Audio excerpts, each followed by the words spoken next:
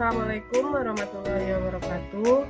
Ketemu kembali dengan saya Yosi Afrisaniawati, calon guru penggerak angkatan 6 dari SMP Negeri 3 Kutosala, Kabupaten Dharmasraya, Provinsi Sumbar.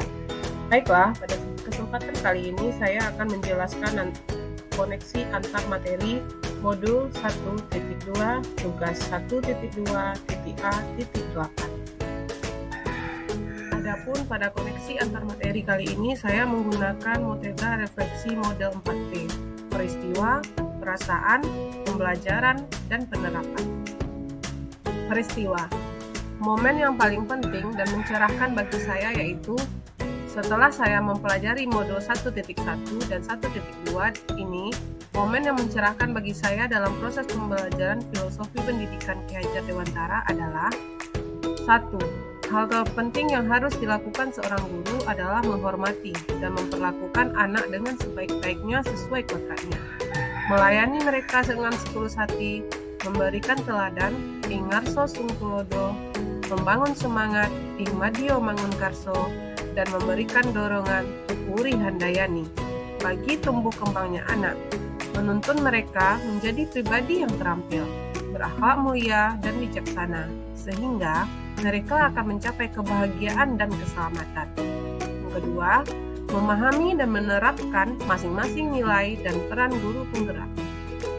Momen yang paling menantang bagi saya yaitu pertama, ketika saat saya melakukan aksi nyata dari penerapan filosofi pemikiran Ki Hajar Dewantara.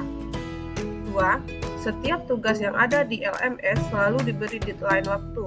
Namun, seringkali waktunya terlalu singkat, tapi tugas harus selesai dengan segera. Misalnya, ketika tugas kolaborasi dituntut untuk berdiskusi dengan teman kelompok, tetapi sering terkendala dengan waktunya yang terbatas.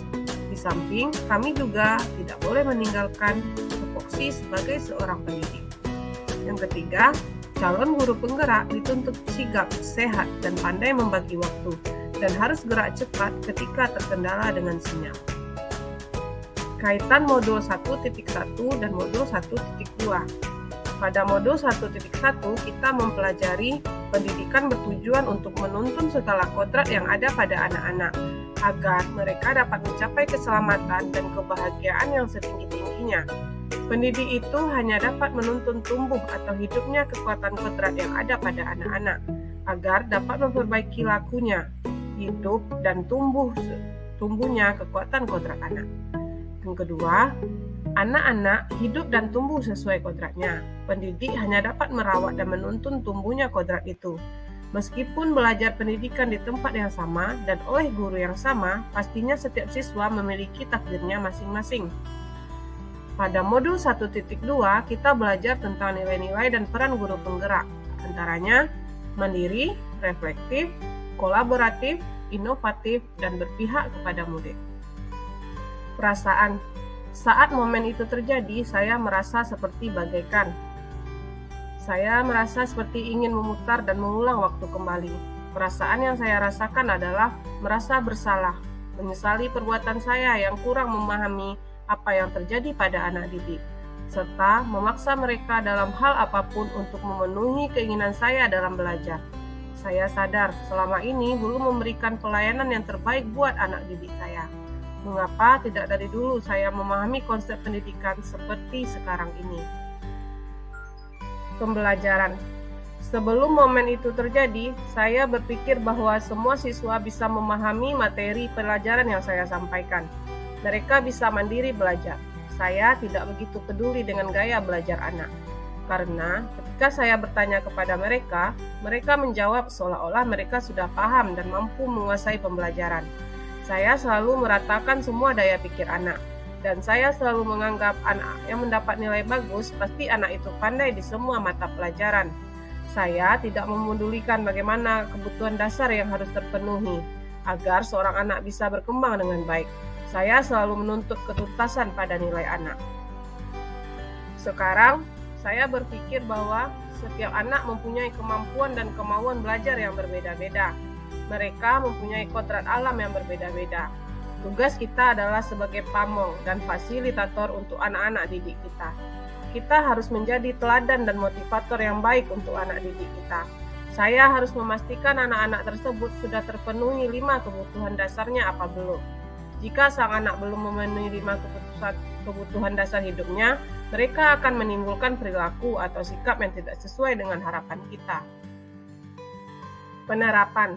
Rencana pengembangan diri yang akan saya lakukan adalah mandiri. Saya akan mengambil aksi dan tanggung jawab atas diri saya sendiri, melakukan inovasi atau dorongan untuk perubahan. 2. Reflektif. Saya senantiasa mampu memaknai pengalaman yang saya temui, memahami kesan positif dan negatif yang saya alami. 3. Kolaboratif.